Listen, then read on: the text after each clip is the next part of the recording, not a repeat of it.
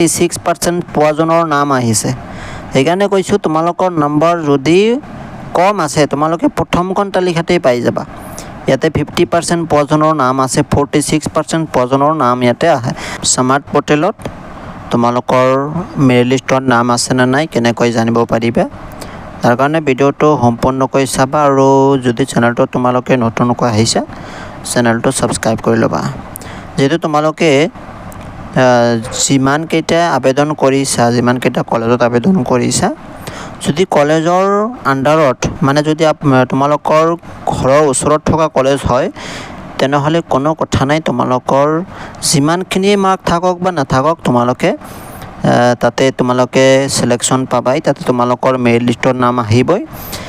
এতিয়া 4খন 5খন বা 6খন 7খনলৈকে যদি তোমালোকে আবেদন কৰিছা তোমালোকৰ এটা নহয় এটা আহিবই। আৰু যদি তোমালোকৰ প্ৰথমখন মেৰিট লিষ্টত যদি নাম নাহে, মানে যিকেইটা কলেজত চিলেকশ্যন কৰিছা এইকেইটা কলেজৰ যদি মেৰিট লিষ্টত তোমালোকৰ নাম নাহে চিন্তাৰ কোনো কাৰণ নাই, কাৰণ এইবাৰ খুব কম নম্বৰ থকাবোৰেও নিজৰ পচন্দৰ কলেজত তেওঁলোকৰ নাম আহিব আৰু তোমালোকে সেই কলেজ অনুযায়ী তোমালোকে এডমিশ্যন ল'ব পাৰিবা। এতিয়া হওক তোমালোকে এই যিটো মেৰিট লিষ্টৰ নামটো কেনেকৈ চাবা।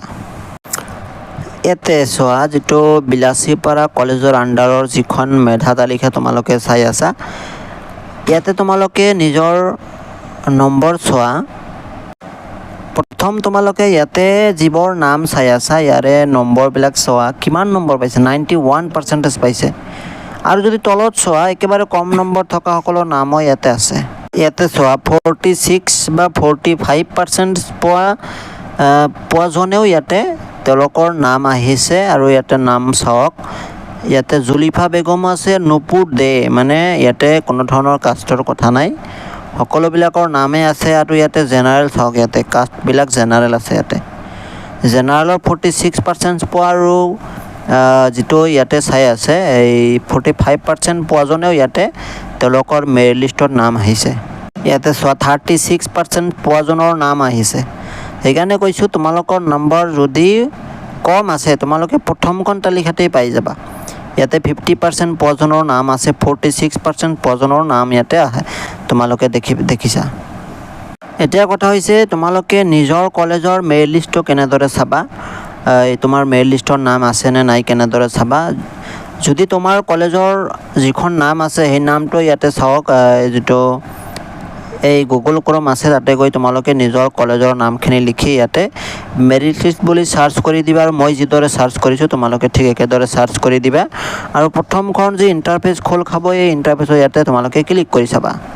ইয়াতে মেৰিট লিষ্ট ওলালে ইয়াতে খোল খাব, আৰু মেৰিট লিষ্ট নাহিলেও ইয়াতে তোমালোকে চাব পাৰিবা কি আহিছে অপশ্যনটো। এটা আমি ক্লিক কৰি আছোঁ আৰু ইয়াতে চোৱা কি আহি যায়। ইয়াতে মই ক্লিক কৰিছোঁ আৰু ক্লিক কৰি দিয়াৰ লগে লগে ইয়াতে নিজৰ যিটো চোৱা এই যিটো মেৰিট লিষ্টৰ যি সাইট এই সাইটটো ওপেন হৈ যাব। ইয়াতে দেখিবলৈ পাইছা মেৰিট লিষ্ট আৰ্টছৰ কাৰণে আৰু মেৰিট লিষ্ট সায়েন্সৰ কাৰণে মেৰিট লিষ্ট দুটা ইয়াতে অপশ্যন দিয়া আছে। যদি আৰ্টছৰ হয় তোমালোকে আৰ্টছত ক্লিক কৰিবা, যদি সায়েন্সৰ হয় সায়েন্সৰ ক্লিক কৰিবা। ইয়াতে আৰ্টছত ক্লিক কৰি দিছোঁ। ইয়াতে আৰ্টছত ক্লিক কৰি দিয়াৰ লগে লগে তোমালোকে তলত স্ক্ৰল কৰি চাবা আৰু ইয়াতে ভালদৰে লিখি দিয়া আছে যে ফাৰ্ষ্ট যিটো প্ৰভিজনাল মেৰিট লিষ্ট তোমালোকে 2 তাৰিখে পাই যাবা। 2 তাৰিখে পাই যাওঁ মানেহে তোমালোকে 2 তাৰিখে ফাইনালি তোমাৰ নিজৰ কলেজৰ যিখন মেধা তালিকা ইয়াতে প্ৰকাশ পাব। মই যিদৰে দেখুৱাইছোঁ তোমালোকে নিজে গুগলত চাৰ্চ কৰি এনেদৰে উলিয়াব পাৰিবা। ইয়াতে যদি মেৰিট লিষ্ট আহিলে তেতিয়া আমি ইয়াতে দেখাব পাৰিলোঁ হয়, কিন্তু এতিয়ালৈকে যিটো অহা নাই সেইকাৰণে ইয়াতে এনেকুৱা দেখাই আছে।